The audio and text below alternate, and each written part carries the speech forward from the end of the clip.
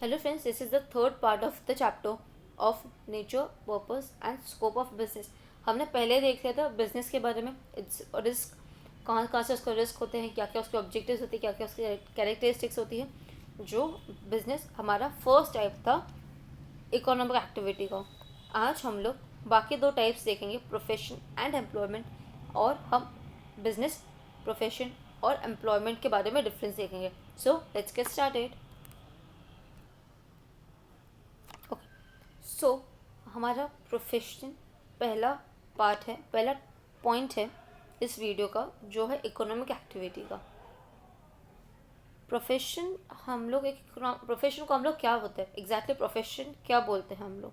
Business तो हमें पता है कि अगर कोई भी चीज़ अगर हम लोग सेल कर रहे हैं या कोई भी सर्विसेज अगर हम सेल कर रहे हैं प्रॉफिट के लिए, तो उसे हम बोलेंगे बिजनेस. प्रोफेशन का मतलब क्या होता है, किसी भी पर्सन के पास एक स्पेशलाइज स्किल है, नॉलेज है और उसने ट्रेनिंग ले रखी है और उसने प्रॉपर सर्विसेज दे रहा है उस प्रोफेशन के एजुकेशन को यूज़ करके है, जिसके बदले में उसको मिल रही है फीस. क्या मिल रही है उसको? फीस. उसे हम बोलेंगे प्रोफेशन. ठीक है. प्रोफेशन में एक एसोसिएशन होता है एक मेंबर्स का, जिसके अंदर उसको मेंबरशिप लेनी पड़ती है और उसे कोड ऑफ कंडक्ट भी फॉलो करना पड़ता है उस एसोसिएशन का. अगर हम प्रोफेशन को अगर हम सिंपल लैंग्वेज में अगर हम देखें तो डॉक्टर एक प्रोफेशन है. ठीक है. उसके पास एक अपने स्पेशल स्किल है, एक नॉलेज है किसी को ठीक करने के लिए, और उसने बहुत से सालों के लिए ट्रेनिंग करी है, उसको प्रैक्टिस करी है उसने. उसके बदले में हम उसे क्या देते हैं? फीस देते हैं. बट आजकल को तो अगर हम किसी डॉक्टर के पास जाएँ, सो अगर हम उसे बोले कि हाँ हमें सर्दी जुकाम है डॉक्टर, किसी को बताना मत और जल्दी से हमें दवाई दे दो, नहीं, हमें दवाई तो दे देता है बट सीधा एसएमसी वाले को फ़ोन करके अंदर घुसा देता है. क्या करें, कोरोना का टाइम है, we have to suffer. But अगर हम बाकी के टाइम पे देखें, अगर हमें पेट दर्द हो रहा है, सर दर्द हो रहा है या कुछ भी प्रॉब्लम है, फ्रैक्चर हो गया, सब क्या करते हैं, डॉक्टर के पास जाते हैं. अपनी स्पेशलाइज्ड नॉलेज स्किल को देख के वो या टेस्ट लिख के देता है, उस टेस्ट की रिपोर्ट को स्टडी करके अपने हिसाब से वो बताता है. सो व्हाट्स योर प्रॉब्लम, क्या प्रॉब्लम है आपको. इन द सेम वे अगर हम प्रोफेशन के और एग्जांपल देखें तो लॉयर है, चार्टर्ड अकाउंटेंट है, अकाउंटेंट है, सॉलिसिटर्स हैं. वो क्या करते हैं, उसके बाद उनके पास एक स्किल होती है, एक नॉलेज होती है, उन्होंने इस चीज़ के बारे में पढ़ा होता है, ट्रेनिंग ली होती है, काम किया होता है, और उसके बाद हमें वो एडवाइज अप करते हैं, उसके बाद हमें वो हेल्प करते हैं. So that's are the professions. CA है जो हमारे अकाउंट्स देखता है, लॉयर है जो हमारे लिए कोर्ट में लड़ता है या बहुत सारे हमारे लीगल काम करता है. ठीक है. So that's is profession. कोई भी पर्सन के पास एक अपनी स्किल हो, जिसने उस पर ट्रेनिंग ली हो, उसको हम बोलेंगे प्रोफेशन. जो हमारे हेल्प करता हो, जिसके बदले में हम उसे क्या देते हैं, हम उसे फीस देते हैं. उसको कोई प्रॉफिट नहीं होता, उससे हम देते हैं फीस. आगे आपको क्लियर हो जाएगा इफ़ हम कैरेक्टरिस्टिक्स के बारे में देखते हैं. सो कैरेक्टरिस्टिक्स ऑफ प्रोफेशन में क्या आता है, उस पर्सन के पास नॉलेज होनी चाहिए, स्किल होनी चाहिए. ठीक है. और उसने उस प्रोफेशन में अच्छे से पढ़ाई की होनी चाहिए. उसके सर्विस के बदले में हम क्या देते हैं, उसे फीस देते हैं. डॉक्टर ने पढ़ाई करी है, पीएचडी कंप्लीट करी है. ठीक है. एमबीबीएस है डॉक्टर, उसने अच्छे से सालों साल ट्रेनिंग करी है किसी के अंडर कि कैसे देखते हैं क्या होता है प्रॉपरली. उसके बाद वो डॉक्टर के पास अगर हम जाते हैं अपना इलाज कराने के लिए, उससे हम फीस देते हैं. ठीक है. प्राइमरी ऑब्जेक्टिव होता है प्रोफेशन का कि हमें सर्विसेज दे. ठीक है. सीए है, लॉयर है, डॉक्टर्स है, वो हमें कोई चीज़ नहीं देते हैं, कोई हमें गुड्स नहीं देते, हमें क्या करते हैं, हम लोग वो सर्विसेज देते हैं हमें. ठीक है. इंडिपेंडेंट एक्टिविटी है अर्निंग की. अगर एक डॉक्टर अपने आप एक छोटी सी क्लिनिक खोल के बैठ जाए तो किसी के ऊपर डिपेंडेंट नहीं होता है. ठीक है. प्रोफेशन का कोई रिलेशन नहीं होता है प्रोडक्शन से, बट सिर्फ personal and business cheese satisfy करते हैं. पर्सनल नीड्स में आ जाएगा डॉक्टर. ठीक है. डॉक्टर हमारे पर्सनल नीड्स सेटिस्फाई कर रहा है हमारे हेल्थ के लिए. बिजनेस नीड्स में आ जाएगा हमारा अकाउंटेंट. अकाउंटेंट हमारे प्रॉपर अकाउंट्स बनाता है कि जिसके हिसाब से हमें बिजनेस को हेल्प मिले. ठीक है. उसका कोई प्रोडक्शन से लेना देना नहीं है. कोई डॉक्टर कोई मैन्युफैक्चर नहीं करता है कोई भी चीज़. ठीक है. मैंडेटरी है उसको कोड ऑफ कंडक्ट को फॉलो करना, ओबे करना. ठीक है. अगर आज कोई डॉक्टर है जिसका 5 साल का, अगर कोई डेंटिस्ट है, अगर उसमें लिखा हुआ है कोड ऑफ कंडक्ट में कि आपको 5 साल की ट्रेनिंग या 5 साल की प्रैक्टिस ज़रूरी है. ठीक है, तो उसको 5 साल की प्रैक्टिस करने के बाद ही होगा वो कोड ऑफ कंडक्ट के हिसाब से प्रॉपर डेंटिस्ट। उसको क्या मिलता है? Monetary refund. मॉनेटरी चीज़ क्या मिलती है? फीस। पैसा तो मिल रहा है बट उसको किस फॉर्म में मिल रहा है? फीस। और वो क्या होती है? अनसर्टन होती है।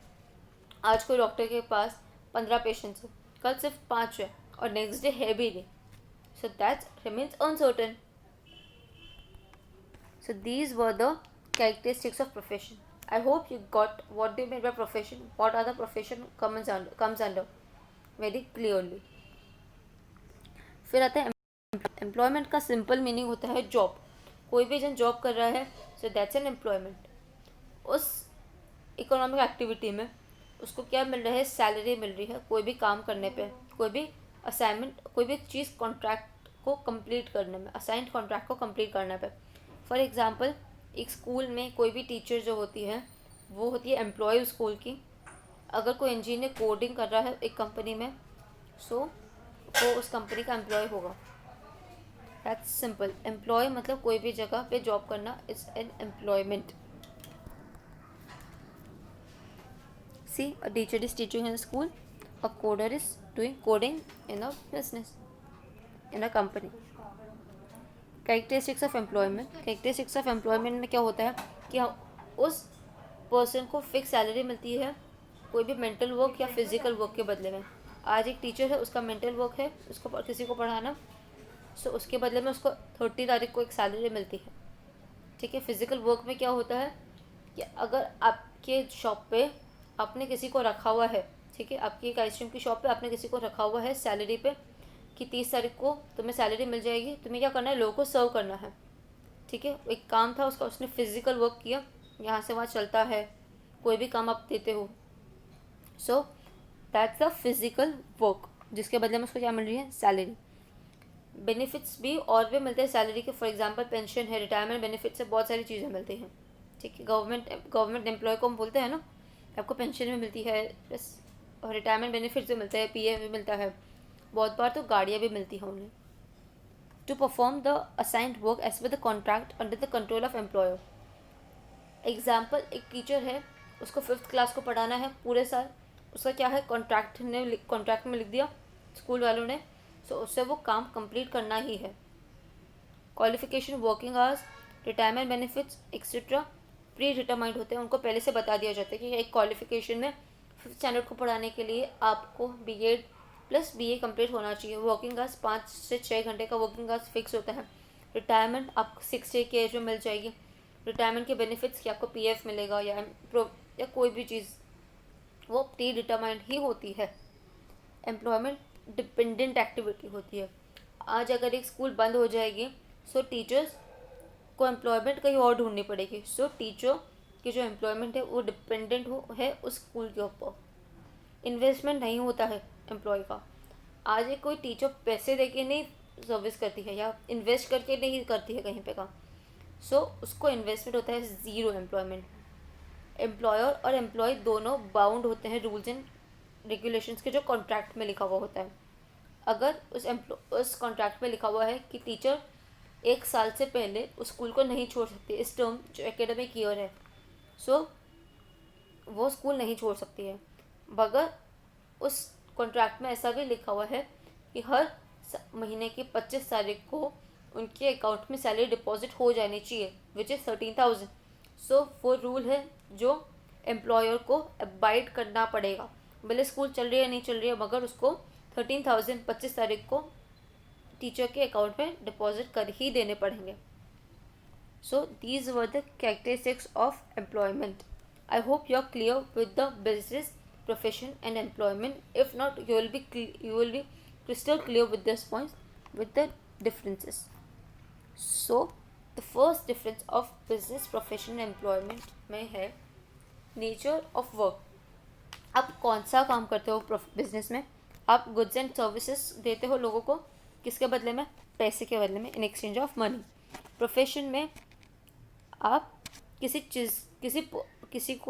बिजनेस को आप सर्विसेज दे रहे हो, या तो पर्सन को सर्विसेज दे रहे हो। फॉर एग्जांपल डॉक्टर हमें क्या देता है? सर्विस देता है। ठीक है, दैट्स अ पर्सनल सर्विसेज, क्योंकि वो हेल्थ के रिलेटेड होती है। लॉयर है या अकाउंटेंट है, चार्टर्ड अकाउंटेंट, वो हमें क्या करती है, बिजनेस को सर्विसेज देती है, ठीक है। एम्प्लॉयमेंट है, उसको कोई काम करना पड़ता है प्रॉपर रूल्स एंड रेगुलेशंस में। क्वालिफिकेशन, बिजनेस में कोई क्वालिफिकेशन नहीं होती है, चौथी फेल भी अच्छे से बिजनेस चला रहा होता है, 12th पास भी बिजनेस कर सकता है, so that's no qualification required for a business. Education qualification, training and expertise knowledge is required in profession.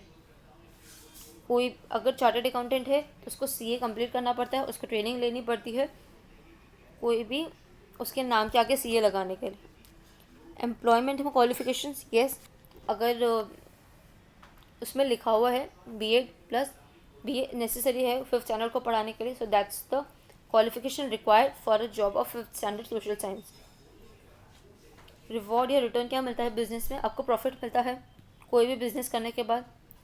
Profession में क्या होता है, फीस मिलती है आपको, और एम्प्लॉयमेंट में क्या मिलता है, सैलरी या तो वेजेस मिलता है। कैपिटल, बिजनेस में रिक्वायरमेंट होती है कि आपको इन्वेस्ट करना पड़ता है बिजनेस स्टार्ट करने से पहले आपको पैसे। प्रोफेशन में ठीक है, थोड़ा बहुत आपको, जैसे एक डॉक्टर को अपना क्लिनिक खोलने के लिए पैसे डालने पड़ते हैं 5-6 लाख की, बिल्डिंग खरीद पाए, उसके लिए इक्विपमेंट्स खरीद पाए, ठीक है, एक नर्स को रख पाए, so that's the requirement of investment required in profession. Employment में no capital required to invest for the employee, ठीक है। टीचर को कोई भी पैसे नहीं देने पड़ते हैं, या कोडर को कोई भी पैसे नहीं देने पड़ते, कोई भी इन्वेस्टमेंट नहीं करनी पड़ती है जॉब के लिए। फिर आता है हमारा code of conduct. Legal provisions, जो लीगल लॉज होते हैं वो बिजनेस को पूरे करने पड़ते हैं। प्रोफेशन को कोड ऑफ कंडक्ट, जो अगर सीए है तो सीए का कोड ऑफ कंडक्ट अलग होता है, डॉक्टर है तो डॉक्टर का कोड ऑफ कंडक्ट अलग होता है। एम्प्लॉयमेंट को रूल्स एंड रेगुलेशंस जो होते हैं कॉन्ट्रैक्ट में वो अवॉइड करने पड़ते हैं। ट्रांसफ़र ऑफ ओनरशिप, अगर कोई बिजनेस है, अगर आप दूध बेच रहे हो तो अगर आपने पैसे ले लिए 50 रुपये 1 लीटर के हिसाब से, तो वो दूध आपका नहीं रहेगा, फिर वो दूध सामने वाले का हो जाएगा, ठीक है। सो आप क्या कर रहे हो, ट्रांसफ़र कर रहे हो ओनरशिप को। ट्रांसफ़र ऑफ ओनरशिप पॉसिबल नहीं होती है प्रोफेशन में, और एम्प्लॉयमेंट में तो कोई ओनरशिप मिलती ही नहीं है। टीचर स्कूल में काम करिए, स्कूल टीचर का नहीं है, ठीक है। रिस्क, बिजनेस में अनसर्टन होती है प्रॉफिट्स, और रिस्क रहता ही है लॉसेस का, और बिजनेस में बहुत सारे रिस्क होते ही रहते हैं। आज धंधा है, आज धंधा नहीं है, आज बिजनेस है, कल बिजनेस नहीं भी हो ठाक है। प्रोफेशन में थोड़ी बहुत रिस्क रहता है, कि ऐसा नहीं कि अगर कोई लॉयर है, सो बहुत सारे लोग ऐसा बोलते हैं ना कि अगर आप केस जीत जाते हो तभी हम आपको फ़ीस देंगे, ठीक है। सो थोड़ा बहुत रिस्क रहता है कि फ़ीस मिल रही है या नहीं भी मिल रही है। या तो डॉक्टर के ऊपर लोग केस कर देते हैं ना, कि अगर उनका कोई पेशेंट नहीं बचता है डॉक्टर से तो लोग उसको मारते भी हैं, ठीक है। एम्प्लॉयमेंट में रिस्क रहता है बट कम, क्यों, क्योंकि सैलरी टाइम टू टाइम मिल जाती है उनको, बट फिर भी कल को अगर स्कूल बंद हो गया, या कल को जैसे कोरोना वायरस में बहुत सारे स्कूल्स बंद हो गए हैं, सो दैट्स अ रिस्क, वो तो रिस्क तो रहा ही ना एम्प्लॉयमेंट का, जॉब का। So these were the points of difference of the business professional ownership के। अभी हमें एक चीज़ देखनी है, प्रोफेशनल एम्प्लॉयमेंट में एक डॉक्टर है, जैसे अगर उसने खुद का क्लिनिक चला रहा है तो वो प्रोफेशन है, ठीक है। अगर वही डॉक्टर अगर 9 to 5 की जॉब कर रहा है एक हॉस्पिटल में, कि उससे इतने जो पेशेंट्स आ रहे हैं वो देखने हैं, दैट्स एन एम्प्लॉयमेंट, ठीक है। वो एक एम्प्लॉय है उस हॉस्पिटल में, ठीक है, समझ आया ये डॉक्टर का पॉइंट प्रोफेशन और एम्प्लॉयमेंट के बीच में। उस डॉक्टर को फिर सारे के सारे अगर छुट्टी लेनी है तो उसको लिख के देना पड़ेगा, उसको सारे बेनिफिट्स भी मिलेंगे आफ्टर रिटायरमेंट वाले, उसकी सैलरी भी फिक्स होगी, कि पेशेंट्स आए या नहीं है उस डॉक्टर को तो फीस मिलेगी ही ना। और प्रोफेशन में क्या होता है कि फ़ीस अनसर्टन होती है, कि अगर आज 10 पेशेंट्स है, परसों 25 पेशेंट्स है, कल को पेशेंट नहीं भी आए, सो दैट्स अनसर्टन।